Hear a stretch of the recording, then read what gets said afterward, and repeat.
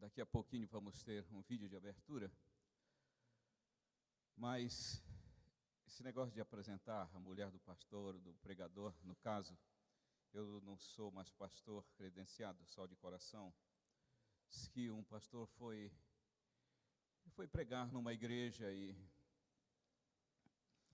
no final todo mundo foi saindo e uma pessoa que estava ali, uma senhora, estava ali pela primeira vez, ela foi ficando, e uma irmã da igreja se aproximou, porque ela ficou sozinha ali, disse: oi, como vai? É a primeira vez que vem em nossa igreja? Ela falou: sim, primeira vez. Olha, deixa eu lhe dizer uma coisa, o nosso pastor, ele está viajando, por isso, ele deve estar aqui no próximo sábado. Eu convido para que a senhora venha. O sermão hoje não foi muito bom não, mas com certeza sábado que vem será. A propósito, a senhora é de onde? Ela falou: não, eu sou esposa do pastor que pregou hoje. Então, para que não haja nenhuma confusão desse tipo, ali está a Leninha, é a minha mulher, né? Vai ser uma alegria conviver com vocês esta semana. Vamos tratar daquilo que é a coluna mestra do cristianismo e a doutrina da salvação, em torno do qual todos os outros assuntos giram. Entendo que nós precisamos desse assunto como história, como um povo histórico, e atualmente não é diferente. Humildemente quero que Deus me use para fazermos, quem sabe, alguns ajustes, mas vai ser mais confirmação do que você já crê. Que o Senhor Deus nos use para a glória do seu nome. Amém.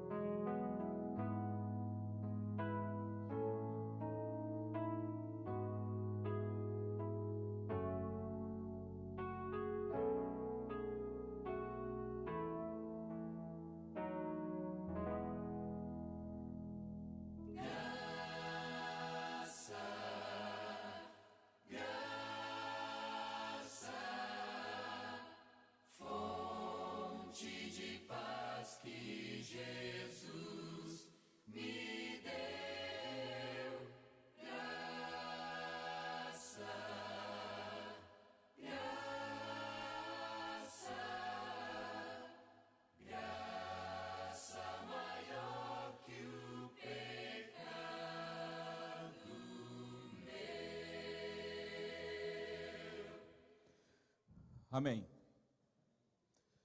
Que o Senhor Deus seja louvado. Ele está aqui conosco.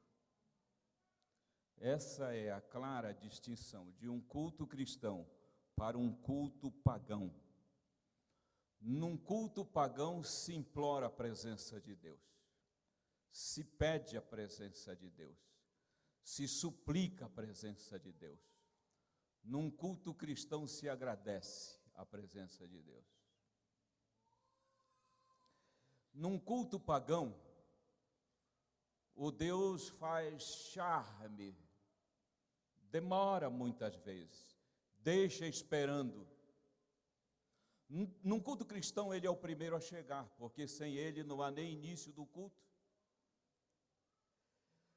Num culto cristão, o que precisa ficar bem definido é que nós somos convidados, ele é o dono da festa. Quem somos nós para convidar a Deus num culto? Nós somos os convidados. Ele é que nos recebe para adoração. Bem-vindos ao culto do Senhor. E a sua mão está sobre nós. Eu gosto daquela música do Silmar. O Senhor está aqui. O Senhor está aqui. Vinde, adoremos. Teologia ajustadíssima. Por isso, não existe oração de invocação. Quem que inventou oração de invocação? Não se invoca a presença de Deus. Isso é paganismo. Se agradece e se louva a presença de Deus. Existe uma oração de gratidão a Deus, porque Ele está entre nós. Olha que privilégio nosso, estarmos na presença de Deus. Com certeza vamos sair daqui com a fé reafirmada e quem sabe até despertada. Vamos ler Isaías 55 para falar deste tema que está na tela. Buscai ao Senhor enquanto se pode achar, invocai-o enquanto está perto. Deixe o perverso o seu caminho, o iníquo os seus pensamentos. Converta-se ao Senhor, que se compadecerá dele.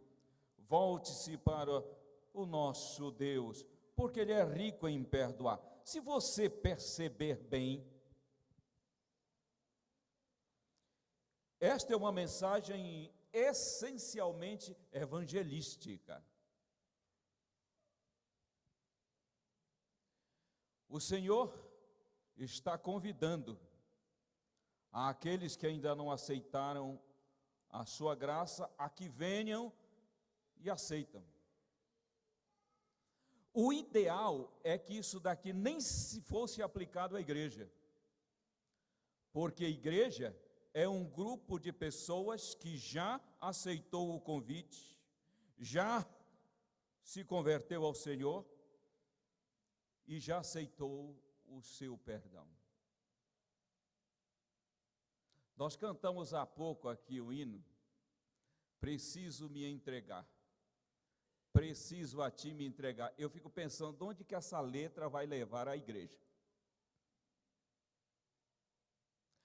Você imagina isso batendo no cérebro, e o cérebro, ele tende a aceitar aquilo que você joga para ele. Ele transforma em verdade aquilo que você joga para ele. Sabe como o cérebro se entende isso? Eu ainda não me entreguei, preciso me entregar. Aí você prega um sermão da graça e a música vem e desprega tudo que você pregou. Porque essa música, ela é evangelística, ela não é de confirmação da fé. A igreja só tem que cantar isso num contexto evangelístico, não num contexto de confirmação da fé. Por quê? Porque a igreja já se entregou, ela não precisa se entregar, ela precisa confirmar essa entrega e viver para a glória do seu nome. Mas é a parte segunda do sermão. Eu só queria destacar aqui o que vem na sequência. Porque Ele é rico em perdoar. Essa é a mensagem que nós temos que apresentar a um mundo em desespero. O que é ser rico em perdoar? É ser transbordante em perdoar. Ser rico em perdoar significa que não há por que você tentar comover Deus a perdoar. Ser rico em perdoar significa que não existe no coração dele nenhuma mágoa, que ele já o fez. Ser rico em perdoar significa que perdão não é resposta à sua súplica, mas é oferenda de um amor que não se pode medir. Eu quero chamar a atenção de vocês, de mim também, para Adão e Eva, lá no jardim, após o pecado. Quando você lê Gênesis 2, 16 e 17, o Senhor deu esta ordem: de toda árvore do jardim vocês poderão comer, mas dessa não, porque no dia em que fizerem isso, se o fizerem, certamente morrerão. E eles comeram e não morreram. Então, podemos dar aquela interpretação: eles não morreram fisicamente, mas eles morreram espiritualmente. Ok, mas ela não satisfaz. Como existia sim, da parte de Deus, um recurso que impediu que Adão e Eva fossem fulminados. A esse recurso nós chamamos de perdão. A esse recurso nós chamamos de graça, graça provida, graça pré-estabelecida. A esse recurso nós chamamos de decisão de Jesus em ficar em nosso lugar. É por isso que ele é o Cordeiro morto, desde a fundação do mundo. A morte de Cristo, em sua decisão, antecede a entrada do pecado. É o que nós chamamos de providência do remédio, antes da doença. O pecado não pega Deus de surpresa porque existia um calção que se manifestaria se fosse preciso. Deus seja louvado. Jesus Cristo estava pronto para colocar em ação a decisão de ficar em nosso lugar. A graça provida torna-se graça manifesta e impede o casal transgressor de ser fulminado. Isso é perdão. Um perdão que vai sustentá-los até o encontro com Deus. Assim, o perdão de Deus, ele é canalizado para o homem ímpio e creditado na sua vida, sem que ele peça. Vamos detalhar isso. Imagina Adão e Eva batendo papo. Amor, se é que era amor, era acusação braba. Não morremos, embora o mundo tenha mudado fora e dentro de nós. Medo, angústia, ódio. Mas não morremos. É que Adão e Eva não sabiam, mas viviam por graça e pela graça, como vive o pior elemento em sociedade. Vive pela graça, sem que o saiba. Isso é o Evangelho. A boa notícia, já que o Evangelho é boa notícia, essa é a primeira boa notícia da graça do Senhor Jesus. Ela ampara o pecador nessa vida temporal. A isso chamamos de perdão temporal. O homem vivendo sem Deus, mas por Deus. Vamos trabalhar um pouquinho as características desse perdão temporal. Ele é geral, no sentido de providência e de crédito. Deus providenciou em Cristo e creditou na vida do ímpio o perdão para a vida temporal. Diga vida temporal, fala vida temporal. Isso aí. Temporal é algo limitado dentro do tempo.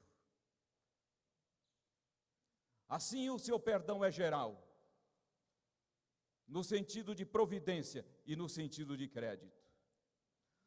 Para acreditar o perdão temporal na vida do ímpio, o Senhor Deus não precisa de arrependimento e confissão de pecados.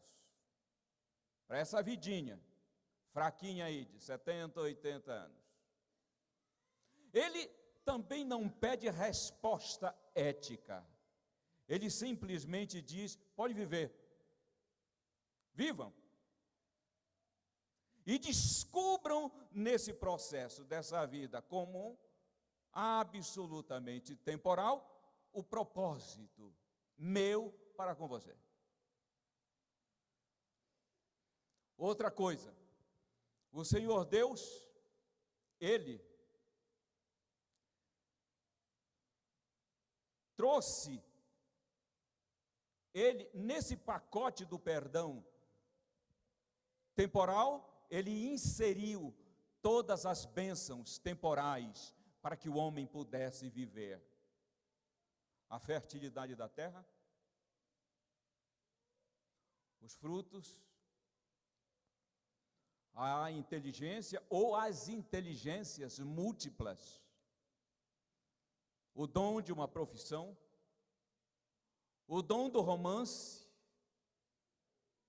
o privilégio da maternidade, da paternidade, tudo é dom de Deus em Cristo Jesus. Por quê? Porque Jesus Cristo, eu fico no lugar do homem. Eu acho que eu tenho um texto aqui que eu preciso. Cristo, o Filho de Deus, se colocou entre os vivos e os mortos. E disse, caia o castigo sobre mim, estarei no lugar do homem, ele terá outra oportunidade. Entendeu? Isso é perdão.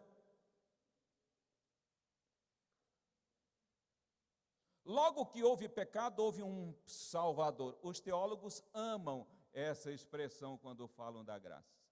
Logo que houve pecado, houve um Salvador. Entenda, logo que houve pecado, houve graça manifesta. Porque a graça provida, ela já existia. Não passou um milésimo de segundo sem que a graça entrasse em ação. Logo que Adão pecou, o Filho de Deus se apresentou a si mesmo como garantia para a raça humana, com tanto poder para desviar a condenação pronunciada sobre o culpado, como quando morreu sobre a cruz do Calvário. Isso é teologia profunda, hein? Aí vem críticos dizendo, Ellen White não tem teologia profunda. Ela tem uma teologiazinha pastoral aí. Quero ver viajar. Isso aqui não é viagem de jet ski. Isso aqui é viagem submarino. Isso é mergulho profundo na doutrina da salvação. Está dizendo o seguinte, a decisão de Jesus em ficar no lugar do culpado tinha tanto poder para salvá-lo como quando ele morreu na cruz. Por isso, todos os que foram salvos antes da cruz foram salvos na força da decisão de Jesus, que jamais se desviaria do propósito em assumir o nosso lugar. Maravilhoso Jesus, precioso Salvador. Ninguém o convenceu disso. Não foi pressão exterior, foi compulsão interior. Ele se doou. A graça é uma doação do Pai e uma doação do Filho. Ele amou e deu o seu Filho. E Jesus Cristo a si mesmo se doou e se entregou. Percebam que o ser humano não é consultado se ele queria ou não a quitação da sua dívida. Se fosse consultado, teria negado. Ele teria dito não, porque ele não tinha nem vontade e nem poder de sair do buraco onde o pecado o lançara. Por isso, salvação é de graça, por graça, inteiramente de graça. O Senhor não consultou o ser humano, Ele agiu em cima da nossa necessidade. Deixa eu trabalhar um pensamento aqui. O pecado não se perdoa, porque o pecado não admite perdão. O pecado, ele só admite quitação, pagamento. Por isso, o pecado não se perdoa, o pecado se paga. O Senhor Jesus sabia disso. Quando Ele se dispõe a ficar em nosso lugar, Ele sabia que a nossa morte seria a sua, para que pudéssemos ter a vida dele, da qual fugíamos em Adão. Aquele fim de ano da tsunami, aquela primeira, eu estava no Catre, em Santa Catarina, com uns 400 jovens colportores. Entre eles tinha um rapaz muito inteligente, tocando seu violão e alegrando a moçada. E nós fomos conceituando esse assunto da graça, e batíamos muito papo. Mas ele se catou com esse conceito de que o pecado não se perdoa. O pecado se paga, e Jesus quitou. Uns 3 meses se passaram. Cruzei-me lá nos encontramos no NASP Campus 12, ele veio correndo e disse: Onis, escrevi uma música, mandei para a Voz da Profecia, os arautos gravaram. Graça, simples assim. Daniel Salles, um gênio, capaz de colocar em poesia aquilo que a gente coloca numa fala simples. Linda música, que tem levado a igreja a confirmar a fé e despertando a fé em outras pessoas. Grande amigo Daniel Salles. Bem, se o pecado não se perdoa, o pecado se paga, Cristo pagou. Quando você lê a descrição da morte de Cristo feita por João, capítulo 19, verso 30 do Evangelho de João, diz que suas últimas palavras foram: está consumado. Os estudiosos da língua grega dizem que é uma expressão, tetelestai, que Jesus pronunciou. Diga, tetelestai. De novo, tetelestai. Isso era muito comum no tempo de Cristo. Um servo terminava uma obra e se aproximava do seu senhor e dizia tetelestai. E o Senhor observava e confirmava, dizendo: tetelestai, isto é, está feita a obra. Quando um artista, um escultor terminava uma obra, ele olhava para aquilo com satisfação e dizia tetelestai. Quando uma pessoa devia e quitava a dívida, ela dizia para o credor: tetelestai, e ele respondia: tetelestai. Jesus disse: Pai, eu tenho terminado a obra que tu me deste a fazer. O ponto culminante disso foi a cruz. Tetelestai. Está pago o pecado, quitada a dívida da humanidade. Agora eu vou perguntar para vocês: quantos da humanidade entravam debaixo desse toldo do tetelestai? Só os bonzinhos ou todos? Todos? Concordam que são todos? Então significa que a humanidade inteira tem o seu pecado quitado diante de Deus, sim ou não? Sim. E como é que fica essa questão do perdão? Se o pecado não se perdoa, o pecado se paga. É simples. O perdão não foi direcionado ao pecado. O perdão foi direcionado ao pecador. Deus pagou os nossos pecados e nos perdoou. Essas duas questões estão resolvidas pela cruz: a quitação da dívida e o perdão oferecido. Não existe uma pessoa sequer no mundo que não esteja perdoada por Deus. Isso é o Evangelho. Essa paradinha para pensar. Não existe uma pessoa no mundo que não esteja com a sua dívida quitada e que não esteja perdoada no coração de Deus. Perdão é oferenda. Não é resposta a uma súplica. É oferenda. Bem, a humanidade está dividida em dois grupos quanto ao perdão de Deus. Uma parte que só tem o perdão para a vida temporal. E uma outra parte, que eu já vou falar, que já entrou na dimensão da vida eterna. Mas deixa eu voltar ao perdão temporal. O perdão temporal, eu disse, ele tem no seu bojo todas as bênçãos que a pessoa precisa para viver, para curtir essa vida temporal. Hein? Quem que não, parece que não entendia bem isso? Dá uma olhada no Salmo 77. O Asaf, no Salmo 77, ele diz assim, ora, verso 1, com efeito, Deus é bom para com Israel, para com os limpos de coração.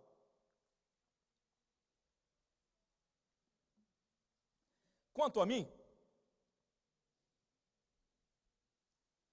porém, quase que me resvalaram os pés. Pouco faltou para que se desviasse os meus passos, pois eu invejava os arrogantes ao ver a prosperidade dos perversos. Parece que para eles não há preocupações, o seu corpo é nédio e sadio. O Asaf dizendo o seguinte, não compreendo como Deus pode ser bom para com esses ímpios. E olha só, eles prosperam, eles têm saúde. O que parece que não estava nessa cabeça ainda? Perdão temporal. O perdão temporal de Deus é acreditado a todas as pessoas. Esse perdãozinho aí que vai levando a pessoa até 70, 80 anos, só que as bênçãos temporais estão inseridas. O Davi, mais observador, acho que mais atento, 145 de Salmos, ele vai ampliar esse pensamento, e ele vai dizer o seguinte, 145, se não me falha, o Senhor é bom para todos, verso 9, o Senhor é bom para todos, as suas ternas misericórdias permeiam todas as suas obras. Opa, o Senhor é bom para todos, na observação de Davi, uma teologia mais ajustada. Aí vem Jesus Cristo, Mateus 5, dá uma olhada, 45, Sermão do Monte. O Senhor Jesus, ele diz o seguinte, para que vos torneis filhos do vosso Pai Celeste, porque Ele faz o seu sol nascer sobre bons e maus, e vir chuva sobre justos e injustos. A chuva que cai na roça do justo, cai na roça do ímpio. Isso é graça. Só pela decisão de Cristo é que essas bênçãos temporais foram sustentadas. O dom da vida e todas as inteligências para desfrutar essa vida é um dom da graça salvadora. A isso nós chamamos de perdão temporal. Dá uma olhada para o capítulo 6 de Lucas, o verso 35. É o mesmo raciocínio do Senhor Jesus sobre essa questão do perdão temporal. Olha que bonito. Amai, porém, os vossos inimigos, Fazei o bem, emprestai, sem esperar nenhuma paga, grande será o vosso galardão, sereis filhos do Altíssimo, pois ele é benigno até para com os ingratos e maus. Quer dizer, na vida do justo se reproduz a mesma postura do Deus perdoador. O Senhor é benigno até para com ingratos e maus. Eu sei que não é tão fácil contemplarmos a maldade manifesta na vida do ser humano. Mas eu já vi cristão dizer assim: por mim eu pegava isso tudo, metia num paredão, metia a metralhadora, justificado pela fé. Oh, como não é fácil viver o Evangelho. Ó Senhor, dá-nos amor pelas almas, como Tu tiveste. Estão metendo prego nas mãos dele, ele está orando por eles. Jesus maravilhoso.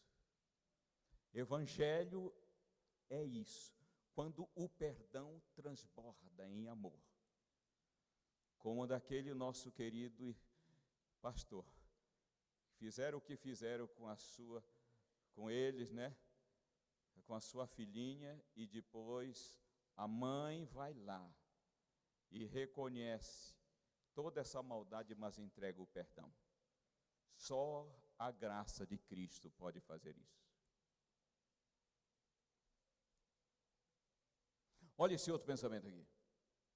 Mesmo esta vida terrestre, devemos a morte de Cristo. Mesmo essa vida terrestre, isso é perdão temporal. O pão que comemos é o preço do seu corpo quebrantado. A água que bebemos é comprada com o seu derramado sangue. Deixa eu tomar um golinho aqui. Hein? Olha aí. E vocês estão achando que eu bebi H2O, não é? Eu bebi graça. Que este gole, só pela cruz de Cristo, só pela decisão do meu Redentor. É por isso que o diabo ama, se é que ele ama, ver córregos fétidos. Que cada fonte da água reflete a cruz de Cristo. Olha a continuação. Nunca alguém, seja santo ou pecador, toma seu alimento diário, que não seja nutrido pelo corpo e sangue de Cristo. A cruz do Calvário acha-se estampada em cada pão, reflete-se em cada fonte da água. Isso é perdão temporal. Quem desfruta disso? Todos. Não é? Você vê a beleza de uma fruta, né? A maravilha de uma fruta. Aqui nós temos um melão. E esse melão, com certeza, ele está doce como um mel. Melão. Isso aqui é graça. Isso aqui é cruz do Calvário.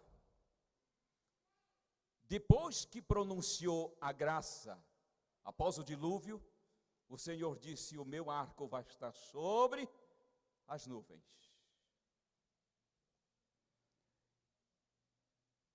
E enquanto houver gente sobre a terra, semente e sementeira não faltarão.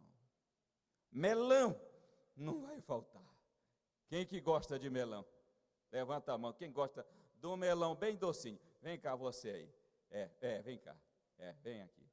Melão bem docinho. Você veio primeiro. Você vai fazer o seguinte. Você vai levar esse melão. E você vai, quando estiver comendo esse melão, você vai dizer: Senhor Deus, obrigado pela graça salvadora de Jesus, meu Senhor. Ok? Vai com Deus, meu filho. Daqui a pouco nós vamos tomar uma refeição, não vamos? Aquilo é graça. Cada refeição é uma mini santa ceia. Aí você pergunta: de onde que esse doido tirou essa história? De um capítulo do livro Deserto às Nações chamado Em Memória de Mim. É por isso que Satanás gosta de perverter comida, água, bebida, porque representam o corpo do Senhor Jesus entregue por nós. Ok? Bem, A humanidade que só tem perdão temporal, ela só está desfrutando esta vida. Só esta vida. E tem gente que vive bem, hein? E eu conheço pessoas que não conhecem, não entregaram a vida a Jesus, mas sabem desfrutar esta vida. Sabem cuidar da saúde, prepararam-se academicamente, ou são pessoas simples, mas são pessoas que desfrutam da vida, viagem e vivem em grande romance, vivem, trabalham, organizam a família. Agora isso é muito pouco. Quando você canta, preciso me entregar, você está dizendo, eu só estou na vida temporal. Por quê? Porque o perdão para a vida eterna é exatamente o propósito do Senhor ter decidido ficar em nosso lugar. Como que é o perdão para a vida eterna? Ele é geral no sentido de providência. Olha aqui, ó. Geral no sentido de providência, mas é individual no sentido de crédito, aí é para quem quiser. Provérbios 28, 13, dá uma olhadinha lá. Provérbios 28, 13.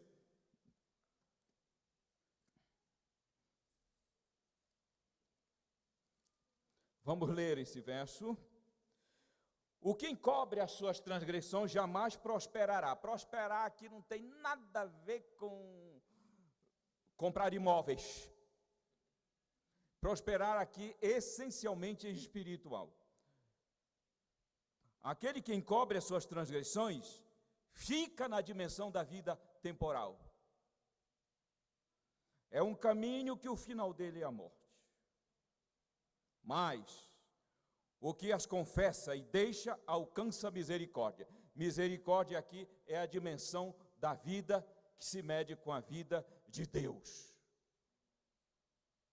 Então, o perdão para a vida eterna é individual no sentido de crédito. Para que a pessoa tenha as bênçãos desse perdão, aí o Senhor exige arrependimento e confissão de pecado. Arrependimento e confissão de pecados. Arrependimento e confissão de pecados. Olha aqui, ó.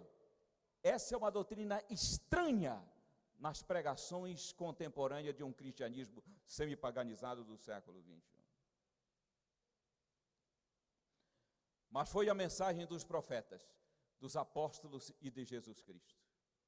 Não tem como apresentar a doutrina da graça sem dizer às pessoas que para entrar na dimensão da vida, o Senhor pede arrependimento e confissão de pecados. Só tem um portão de entrada para o reino de Deus. Arrependimento e confissão de pecado, dizia um dos maiores gênios da pregação do século XX.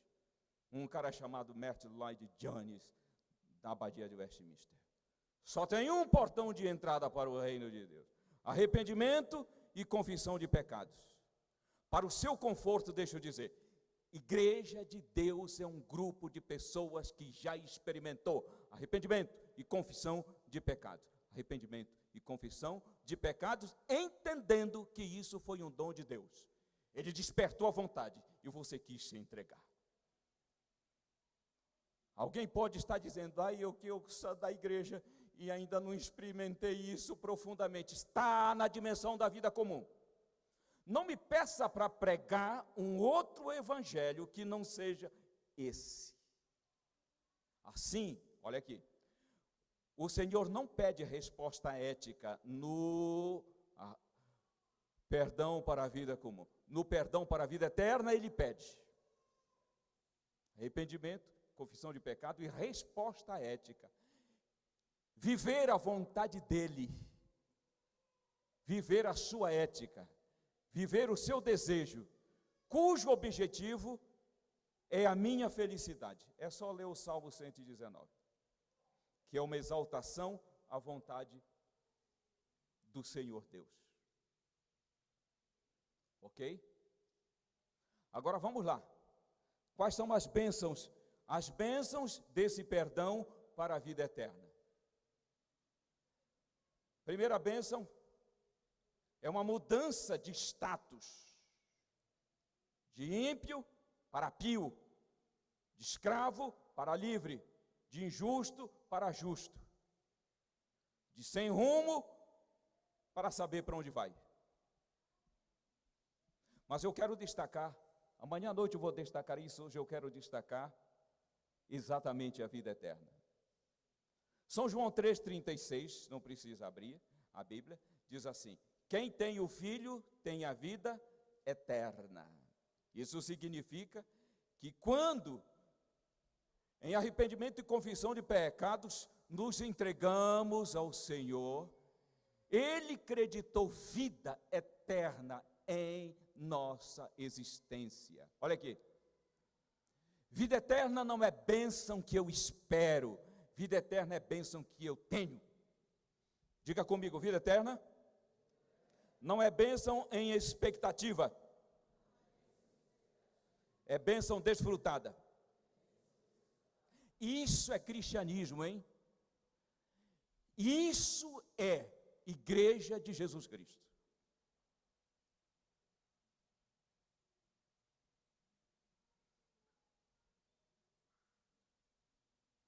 Isso é o âmago, o cerne de Apocalipse 14. Enquanto a igreja não entender isso, ela vai ter status de justo e mente de ímpio. Vamos lá. Olha aí. Uma pessoa que se entregou plenamente a Jesus, eu vou trabalhar muito isso amanhã à noite, que se entregou sem reservas, ela entrou na dimensão da vida eterna, saiu da dimensão da vida comum. O perdão agora a colocou no reino de Deus. Mas muitas pessoas não entendem isso, porque continuam angustiadas, continuam tristes, inseguras, incertas quanto ao seu destino eterno. Se ela deu as costas ao mundo, se entregou a Jesus em profundo arrependimento e confissão de pecados, a palavra de Deus diz que ela passa a fazer parte do seu reino. Se ela não aceita isso e continua duvidosa, ela tem o status de justo e mente de ímpio, que não tem paz. Olha que confusão. Sabe quando o Senhor vai poder contar com esse tipo de gente no cristianismo? Nunca. Para o desfecho final da missão? Nunca.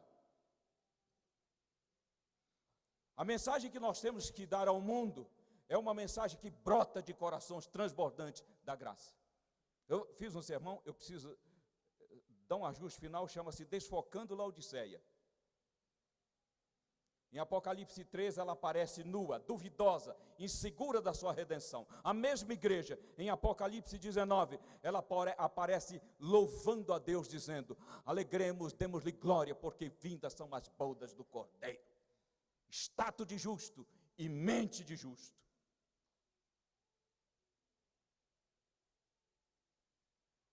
Eu sou capaz, humildemente, de penetrar na sua cabeça, porque eu sei o que é herança legalista. Eu já estava praticamente concluindo o curso de teologia e não tinha certeza da minha redenção. Foi lá que eu tive um encontro com essa doutrina maravilhosa da graça. Eu fui criado ouvindo meus pais dizerem assim: eu queria ter certeza da minha salvação, como eu tenho certeza que isso aqui é um monitor de computador.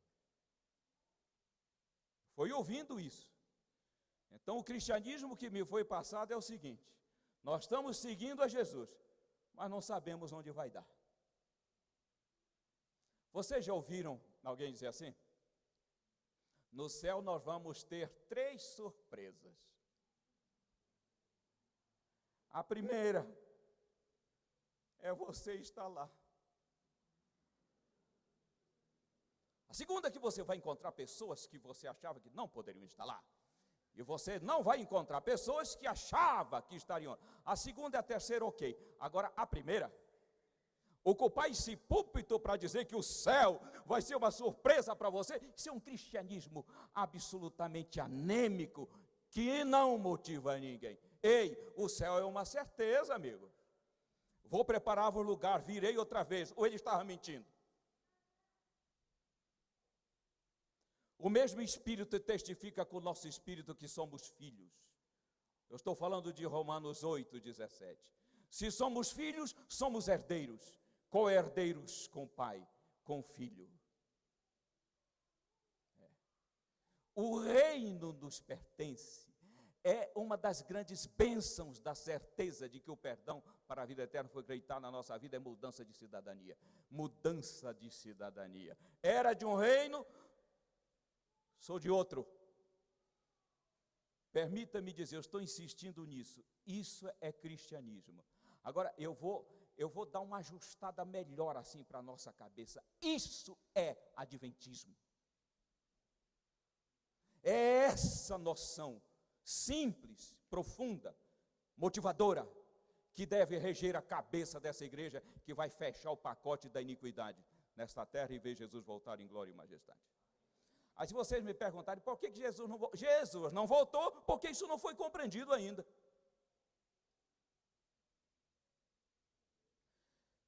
Alguém me colocou um sermão do Dr. Wilson Paroski na mão e eu fui ouvir aquele sermão. Belo sermão sobre a graça salvadora. Pois ele fez uma pesquisa antes de ele pregar, lá na igreja do NASP. A surpresa é grande. Mais do que a gente imagina. Ainda há pessoas que acham, crentes que acham, que pode dar uma forcinha para que Jesus salve. Isso eu vou falar na quarta-feira à noite. Hoje, eu queria enfatizar isso. Nós vivemos a dimensão do perdão temporal, até que eu me encontrei com Cristo. E esse encontro com Ele me colocou no propósito da redenção, que é voltar à ligação com Ele. Isso me religou a Ele. Entre eu e Adão, antes do pecado, em termos de sintonia com Deus, não existe diferença nenhuma. Ele só precisa transformar esse corpinho quebrado aqui na sua volta. Deixa eu perguntar para vocês. Vocês acham que a compreensão disso pode melhorar a vida na igreja? Pode? No lar? Melhor direcionamento para a vida? Com certeza. O propósito da vida é ter encontrado a redenção que há em Cristo Jesus. Eu coloco diante de ti, a vida e a morte. Morte não é que o Senhor estava colocando ela com a foice. Não. É que morte é essa vida comum. Essa vida comum é morte. Ele vos vivificou, estando vós mortos em vossas ofensas e pecado. Mas eu coloco diante de vocês a vida. O que é a vida? É esse perdão maravilhoso que o Senhor Jesus comprou para nós. Eu vou concluir com o seguinte pensamento. Deus não perdoou. Vamos logo procurando aí o 240 aí. E 8, né? Desde que eu achei perdão. O Senhor não perdoou porque quis. Olha aqui, ó. Ei. Deus não perdoou porque quis perdoar. Apenas. O Senhor não perdoou porque é amor. Apenas. Ele perdoou porque conquistou o direito de perdoar. Assumindo a dívida. É por isso que ele é justo quando acredita perdão. Porque o perdão de Deus não resulta de uma natureza amorosa, mas de uma decisão amorosa, que assumiu o nosso lugar. Por isso, quem nos condenará? Quem? Diz Paulo em Romanos 8. Ninguém. Porque quem acreditou o perdão é quem pagou a dívida. Deus maravilhoso. Aí as minhas fraquezas que eu ainda tenho, deixa isso para a segunda noite. Estamos no reino. Temos nossas debilidades, mas Deus cuida disso. Hoje eu queria, igreja, que nós reafirmássemos nossa fé em Cristo Jesus, no sentido de que o perdão que invadiu o nosso coração nos colocou na dimensão da vida eterna. 1 João capítulo 5, 11 a 13 diz: o testemunho é este, que Deus nos deu a vida eterna. Quem tem o Filho, tem a vida eterna. Quando eu terminar, você vai dizer: eu tenho o Filho. Quem tem o Filho, tem a vida eterna. Essas coisas vos escrevo, a vós que credes no Filho de Deus, para que saibais que tendes a vida eterna. O que eu concluo disso? Deus não quis apenas acreditar o perdão para a vida eterna no coração da igreja. Ele quer que a igreja saiba disso, que vocês se convençam disso. Eu sei que não é fácil, principalmente para quem não teve pai amoroso na infância. Está confirmado que a pessoa na vida adulta diz: papai do céu, e compara com esse. Esquece essa comparação. Ainda que meu pai e minha mãe me abandonarem, o Senhor me acolherá. Salmo 27, 10. A questão não é com seres humanos, é com um Deus maravilhoso, que assumiu nossa causa e acreditou perdão. Desde que eu achei perdão, ao Senhor eu louvarei. 248.